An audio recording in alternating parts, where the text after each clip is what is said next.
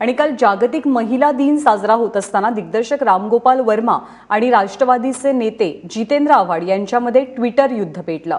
सनी Leone सारखा आनंद सर्व महिलांनी जगातल्या पुरुषांना द्यावा असं ट्विट रामगोपाल वर्मा यांनी केलं। त्यावर आक्षेप घेत रामगोपाल वर्मांनी माफी मागावी अशी मागणी जितेंद्र आव्हाडांनी केली। तुम्हाला आई नाही का असा प्रश्न विचारत आव्हाडांनी रामगोपाल वर्मांना धारेवर धरलं। दरम्यान रामगोपाल वर्मांच्या ट्विटवर सनी लिओनीने मात्र स्माइली टाकत हे ट्विट हसण्यावारी नेलं। आपण सनीसह सर्व महिलांचा आदर करतो असं ट्विट करत रामगोपाल वर्मांनी या वादावरती पडदा टाकण्याचाही प्रयत्न केला। अशिक्षित लोकांनी माझ्या ट्विटचा चुकीचा अर्थ काढल्याचं रामगोपाल वर्मा यांचं म्हणणं आहे।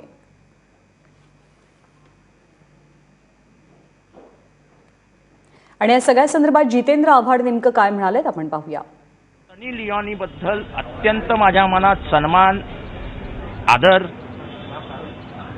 या सगळ्या गोष्टी आहेत, पण म्हणून रामगोपाल वर्मांनी तिच्या नावाने ट्विट करून एका वेगळ्या विषयाला हात घालणे हे कालच्या दिवसाला अशोभनीय आहे।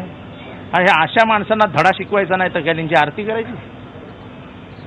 आता धडा कसा शिकवायचा तर तो महाराष्ट्रामध्ये शिवाजी महाराजांनी आम्हाला शिकवलाय कसं शिकवायचं। असं आहे की विकृतीलाही मर्यादा असतात आणि त्या वेळीच चापल्या पाहिजेत।